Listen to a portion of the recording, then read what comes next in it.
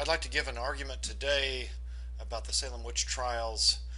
The Salem Witch Trials argument against the resurrection of Jesus. I'm going to argue that for some reasons principles you already subscribe to, you ought to already be rejecting the alleged resurrection of Jesus. This argument is one of the many arguments from my book, Atheism and the Case Against Christ. It came out from Prometheus Press in 2012. The resurrection is a widely held belief in the United States, globally as well. 78% of Americans are Christians. Another 77% believe that Jesus was executed and then came back from the dead. The resurrection of Jesus is the cornerstone of Christian doctrine. It provides for the Christian salvation scheme, unification with God, atonement, etc. Anybody familiar with the Christian movement knows how central and pivotal the idea that Jesus was resurrected is to the whole religion. Roughly 30 to 35% of Americans are evangelical Christians. Another 30 to 35% are Catholics. So those two groups alone means that over 200 million people subscribe to the view that Jesus literally came back from the dead. For the most part, this view has been adopted uncritically through social, personal, and family channels. Roughly 3/4 of all Americans end up adopting the religious views of their parents, but as we will see, the view that Jesus came back from the dead crumbles when we take a serious look at the evidence and when we compare it to other cases where there hasn't been the same level of social indoctrination and motivated reasoning.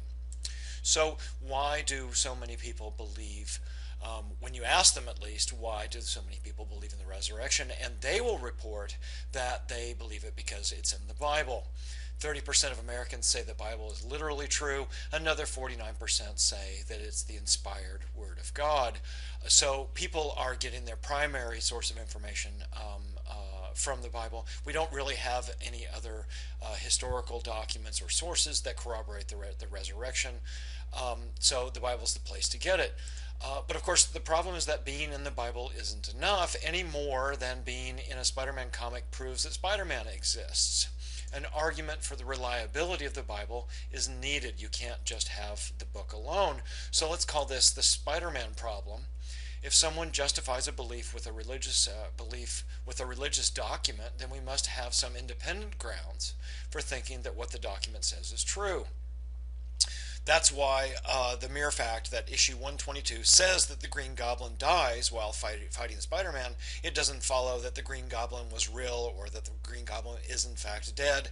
That the document says X is true by itself is never enough to justify it. So what's needed then is some kind of independent corroboration. Now, traditionally, the way this has been done when people try to answer this question is they make what's known as the historical case for Jesus. Now, this argument gets made in many different ways, and lots of different facts are cited. Lots of different things are used as part of the evidence. I'll give you a brief snapshot. Our primary source of information here are the four Gospels. So Matthew, Mark, Luke, and John in the New Testament tell us stories, among other things, about the ministry of Jesus and his trial, his execution, and his alleged resurrection. Those four books tell stories that recount allegedly many multiple eyewitness accounts from people surrounding Jesus in these events. It's been argued by people making the historical case for Jesus, that it would have been too difficult to fake the resurrection since Jesus' execution was so public and so many people knew about what was going on. It's been argued that mass hallucinations by so many people who've reported the resurrection would have been impossible. Different people can't all have the same hallucination. If we've got different people making the same sorts of claims, then there must be something independent, something objective, something that they really witnessed that explains the consistency and explains the fact that they're all telling the same story. It's been argued that the witnesses would not have had any ulterior motives, since reporting the resurrection would have gotten them persecuted. It was far too dangerous, and they were putting themselves at great risk by even talking about their belief or recounting the story. They would have gotten themselves in trouble. So many times advocates for the historical argument will insist that the mere fact that they even told the story suggests that they genuinely believed it, that they were committed to it, that they were sure it's true, because it put them at such risk. There's other facts that are cited in order to support the claim. Sometimes it is argued that the fact that so many of Jesus' followers, as we're told in Matthew, Mark, Luke, and John, gave up their jobs, they gave up their possessions, and they followed him with such utter conviction and commitment, that those facts also support the resurrection of Jesus. We've got other reasons on independent historical grounds to think that the New Testament is reliable. We've found historical corroboration of the reign of Herod, the destruction of the temple, the growth of the early church, and so on. And those lead us to think that maybe this document is a reliable document more generally. So if it tells us other things about what happened with Jesus, then we can trust those too. It's been argued that the Jews could not have come up with the resurrection idea on their own. It was unprecedented and too unusual, too bizarre to have been just made up or some sort of conspiracy or fabrication.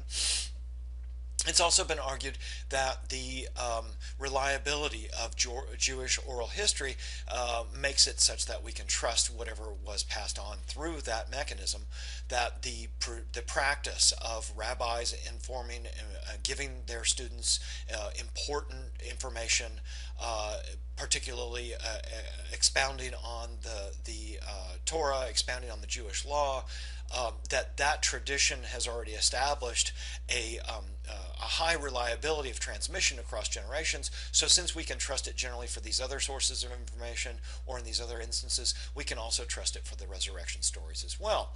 So while the individual details of the list may differ from advocate to advocate, in general the arguments will cite a number of facts or a number of features of the stories about the resurrection, and then conclude that the best explanation, therefore, overall, is that Jesus was resurrected from the dead.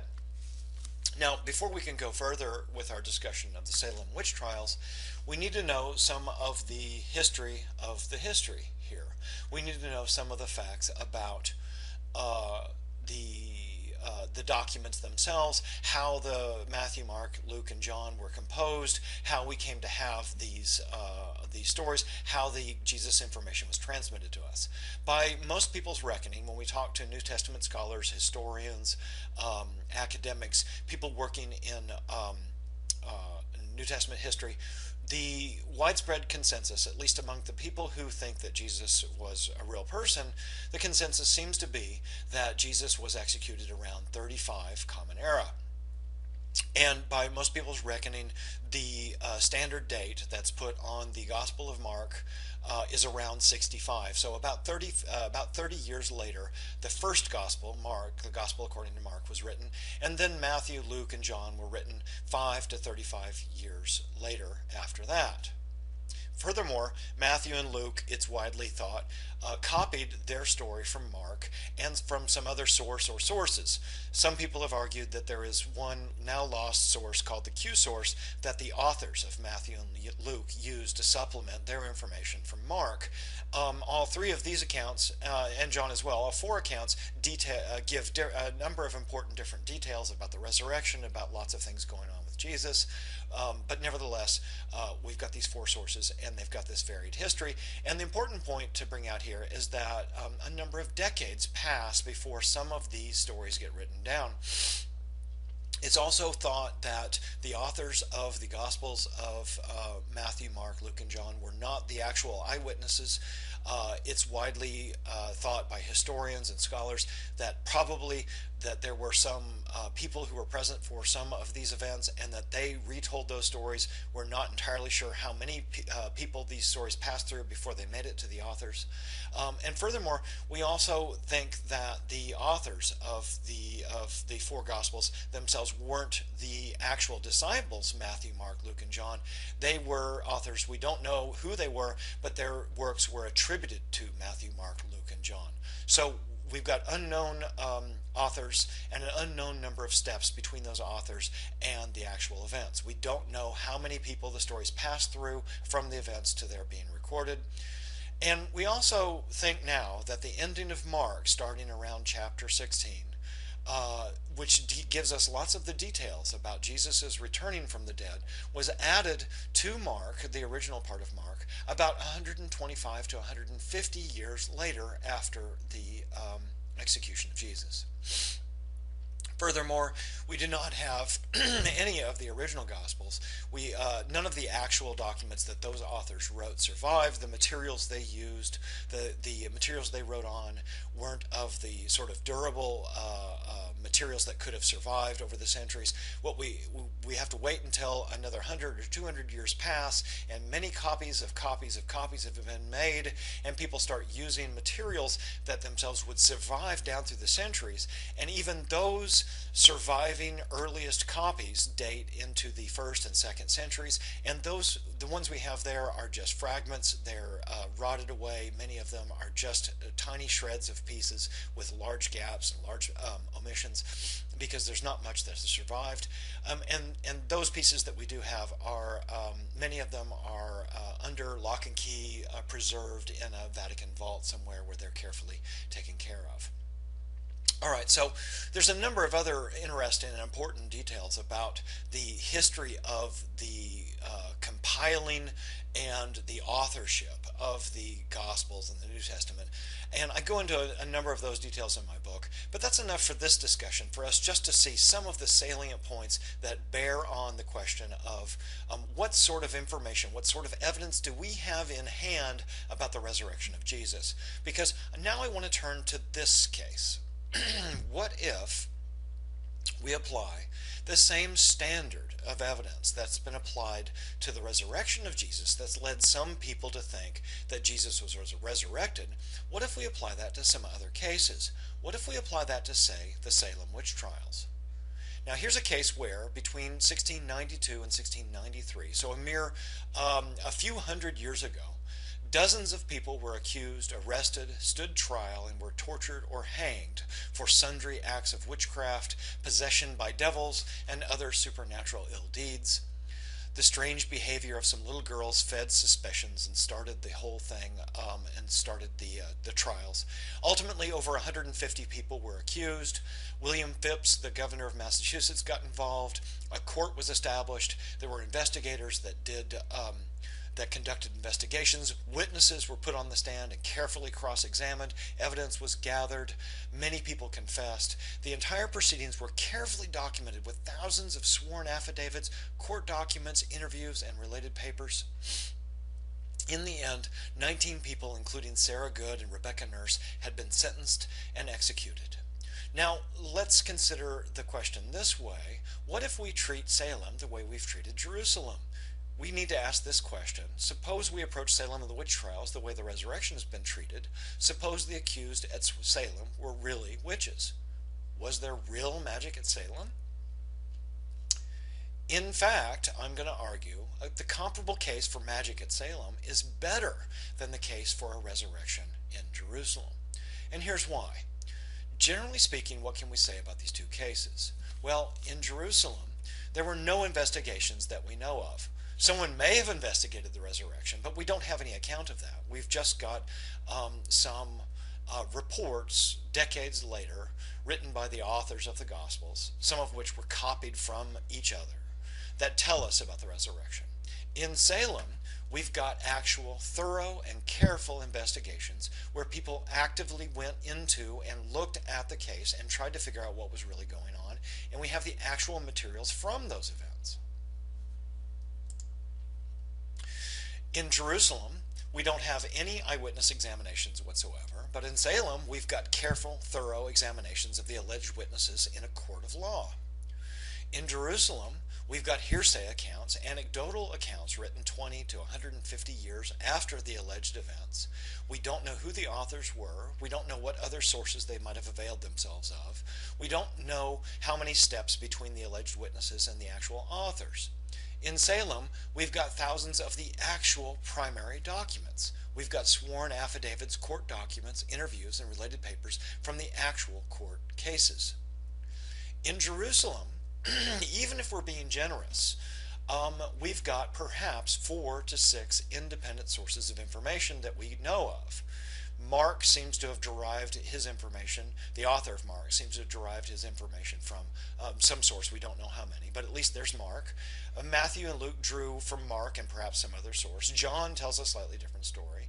Maybe we could add in some vague independent corroboration from Paul, but at the most we're talking about fewer than 10 independent sources of information that we know about. What do we have in Salem?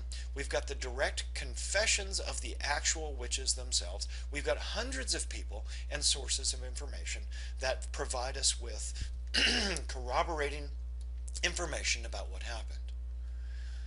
In Jerusalem, Jesus' followers are alleged by the advocates of the historical argument. They say that Jesus' followers are alleged by others 30 years later to be dedicated and convinced. That is, when we get to Mark, Matthew, Luke, and John, we get what appear to be sincere, genuine allegations from the disciples of Jesus. Stories about genuine, sincere, committed, dedicated, and convinced people in the Gospels. What do we have in Salem? We've got witnesses testifying with utter conviction under oath in a court that the accused were witches. In the case of Jerusalem, it's alleged that the fear of persecution and death would have discouraged lying, trickery, and falsification, and that lends support to the resurrection case.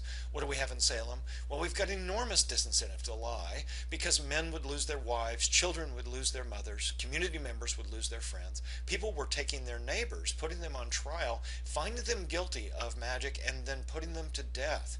There would have been an enormous incentive by people in this community to find out the real facts here, the real truth here, and surely they wouldn't have taken such a thing so lightly as to put someone to death for a mistake, for trickery, for falsification, or for some kind of error. In the case of the New Testament, it's been argued that historical corroborations of other New Testament events lends reliability to the New Testament in general. But of course, the trials and executions in Salem have been thoroughly corroborated with other independent historical sources. We've got no doubt that there were trials and executions and investigations into the Salem Witch Trials. So we've got far better quality and quantity evidence for thinking that the Salem Witch Trials happened, and that we can accept and believe the various charges that people made during the trials. In the case of Jerusalem, it's been alleged that these people couldn't have made up a story about something as fantastic as a resurrection. That would have been far too wild for them to imagine. But of course, it'd be crazy to suggest about Salem that so many people could have made up or hallucinated a story as fantastic as these witch allegations. So many people were involved. We've got hundreds of people involved in Salem. So how could it be that they made it up or hallucinated or fabricated this whole thing? It seems outrageous.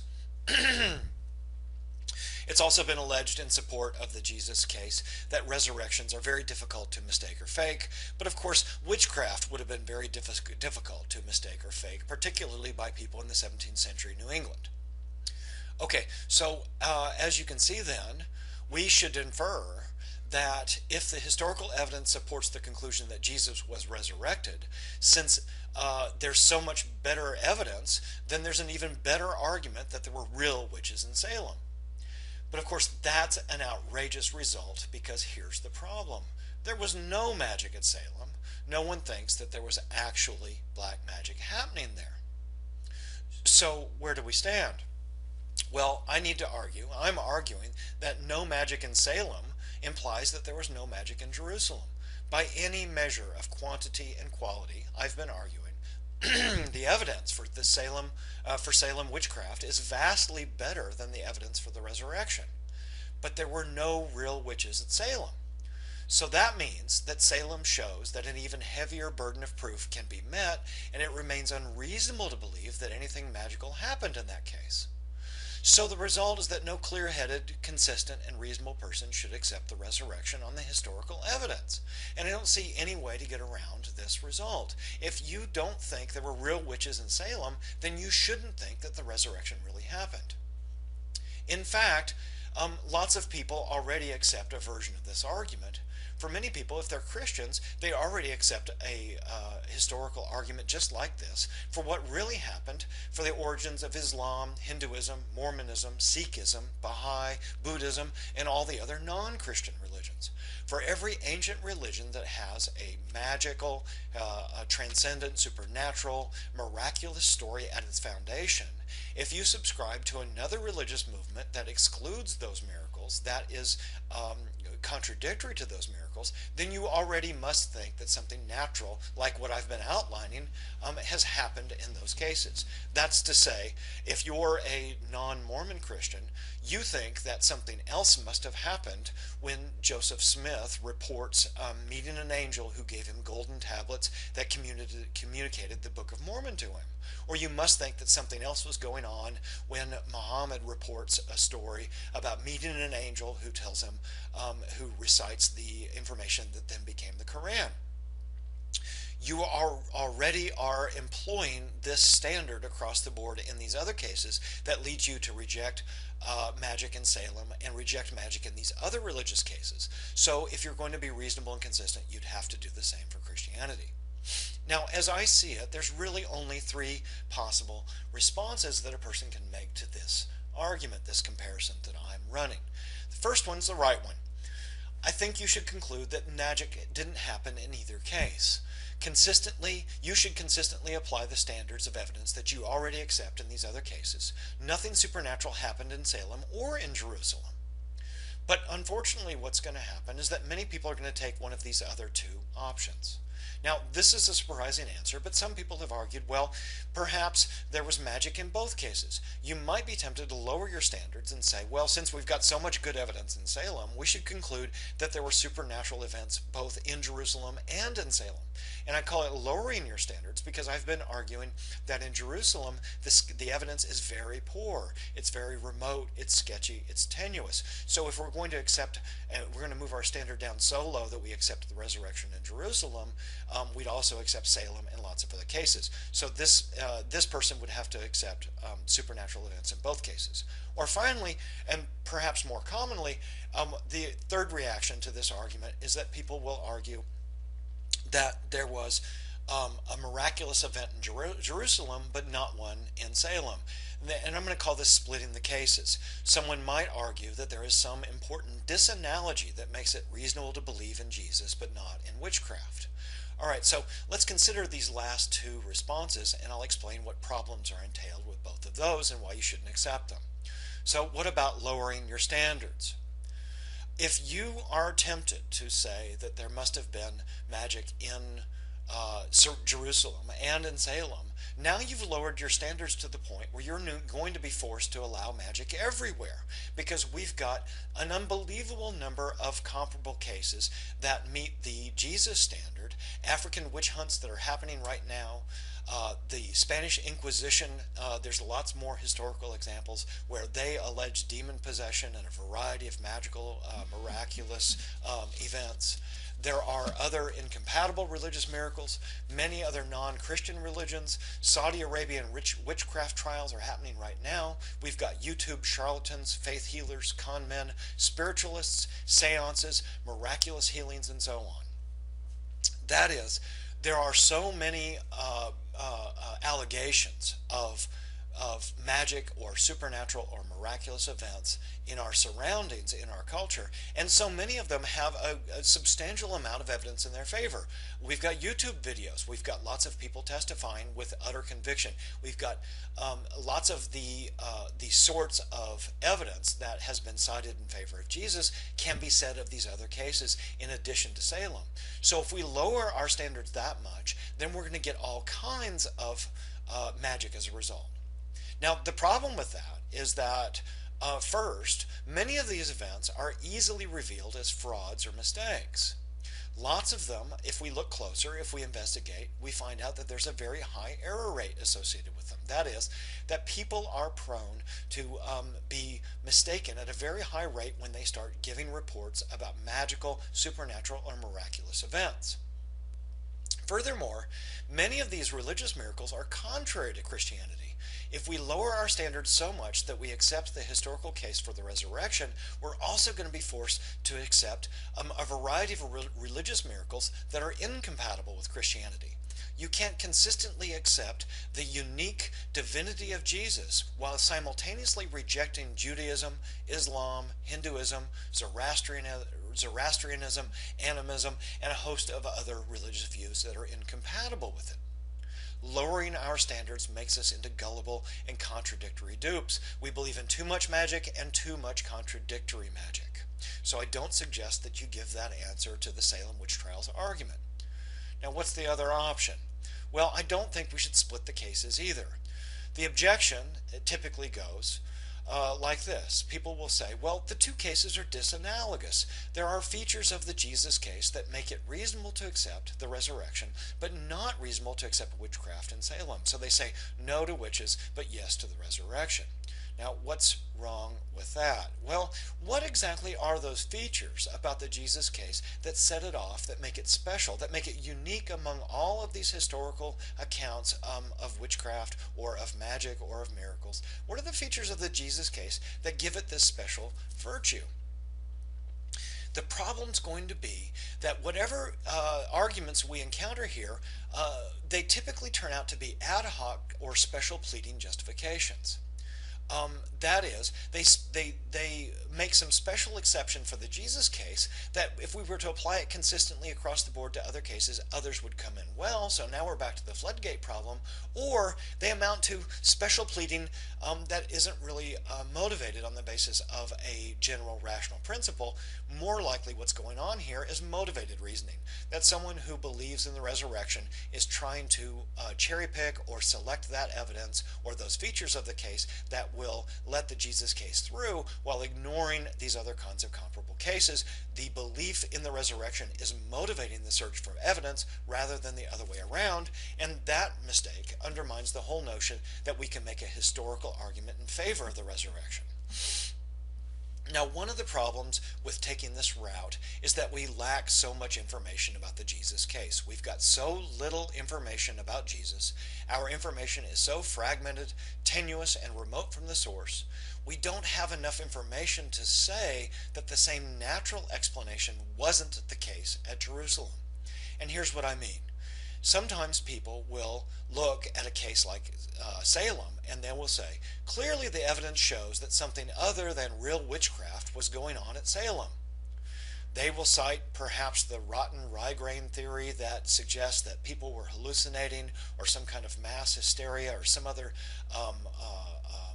exotic psychological dysfunction was leading to people's hysteria over witches, and they will use the large body of evidence that we have concerning Salem in order to support that natural explanation. Now, the problem is, in the Jesus case, we don't have very much information. Much of our account of Jesus is dark, gappy, and the details aren't filled in. So if we use some of this extra information in the Salem case to argue that a real natural explanation is what was going on there, we can't know, because we have so little information about Jesus, that perhaps something else, something like that was happening there. We just don't know enough to say that that didn't happen in that case as well. So the small amount of information about Jesus is undermining the person who would split the cases. You want to argue that there's some special features of Jesus, but there's just not much to be said about the Jesus case because there's so little and such poor information. The problem, as I have argued, is that the cases are comparable in the important ways, and we have so much more and such better evidence about Salem. The result then is that you ought to conclude that there was no resurrection and there were no witches. That's to say, you already don't believe in Jesus. You didn't believe it before, you just hadn't consistently applied the same principles. The principles and the good sense that lead us to conclude that there were no real witches at Salem, and in many other cases, are sound. You should stick to those principles. Those principles and our good sense already show us that Jesus was not resurrected and that Rebecca Nurse did not actually cast any magical spells. We should not believe that Jesus came back from the dead.